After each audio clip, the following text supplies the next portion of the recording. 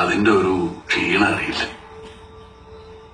നമ്മളിവിടുന്ന് അയച്ചു കൊടുക്കുന്ന പൈസക്ക് അവിടെ ഒരു കാര്യം നടന്നു എന്നറിയുമ്പോൾ ഒരു സന്തോഷ.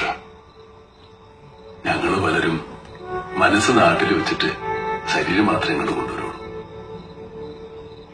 എന്താ ജോലി, എത്രയാ ശമ്പളമൊന്നും ആരോട് പോലും പറഞ്ഞിട്ടില്ല. നാണക്കേടായിട്ടല്ല, കഷ്ടപ്പാട് അറിയിക്കണ്ടെന്ന് കരുതിയിട്ട. ഇപ്പൊ ഒരു 10,000 രൂപ നാട്ടിലേക്ക് അയക്കുമ്പോ വീട്ടുകാരെന്താ വിചാരിക്കണേ? 20,000 കിട്ടി, അതില് 10 മിച്ചം വെച്ചു 10 അയച്ചോളുന്ന. സത്യത്തില് 7,000 കിട്ടിയിട്ട് 3,000 കടം വാങ്ങിയിട്ട് അയക്കുന്ന. തിരിച്ചു കിട്ടുമെന്ന് കരുതി ആർക്കും ഒരു സഹായം ചെയ്തിട്ടില്ല.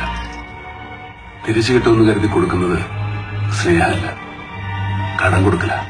ജീവിതത്തിന്റെ 3/4 ഭാഗവും മരുഭൂമിയിൽ കിടന്ന് കഷ്ടപ്പെട്ടിട്ടും സൗഭാഗ്യങ്ങളൊന്നും തന്നെ തേടി വന്നിട്ടില്ല എന്ന് തോന്നിയിട്ടുണ്ടോ?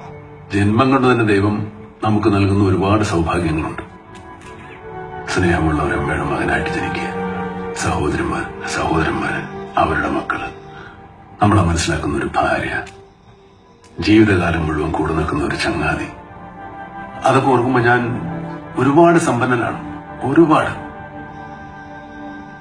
മക്കൾക്കൊക്കെ ഞങ്ങള് വിരുന്നുകാരാ.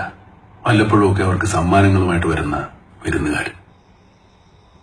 മക്കളുടെ പ്രായമുള്ള കുട്ടികളെ കാണുമ്പോൾ നമുക്ക് മക്കളുടെ ഓർമ്മ വരും. അച്ഛന്റെയും അമ്മയുടെയും പ്രായമുള്ള ആളുകളെ കാണുമ്പോൾ എത്ര മക്കൾക്ക് അച്ഛനെയും അമ്മയും ഓർമ്മ വരും. കുറച്ചുപേരെ മാറ്റി നിർത്തിയാൽ ഭൂരിഭാഗം പ്രവാസികളും നയിക്കുന്നത് സന്തോഷകരമായ ഒരു ജീവിതമാണെന്ന് നമുക്ക് പറയാൻ പറ്റും. ഓരോരുത്തരും ജീവിക്കുന്നത് അവരുടെ മനസ്സിലാണ്. ഒരാൾ സങ്കടപ്പെട്ടിട്ടാണോ സന്തോഷിച്ചിട്ടാണോ ജീവിക്കുന്നതെന്ന് പുറത്തു നിന്ന് നോക്കുന്ന ആൾക്ക് എങ്ങനെ പറയാൻ പറ്റും? പറയാൻ പറ്റില്ല. സങ്കടപ്പെട്ടിട്ടുണ്ട്. ചില നേരങ്ങളിൽ നമ്മൾ നാട്ടിലില്ലെന്ന് ഓർത്തു. ചന്ദ്രേട്ടൻ സ്കൂട്ടറിൽ നിന്ന് വീണ് കിടപ്പിലായിരുന്നു. എന്നാൽ എനിക്ക് തൊണ്ടയ്ക്ക് സുഖമില്ലാണ്ട്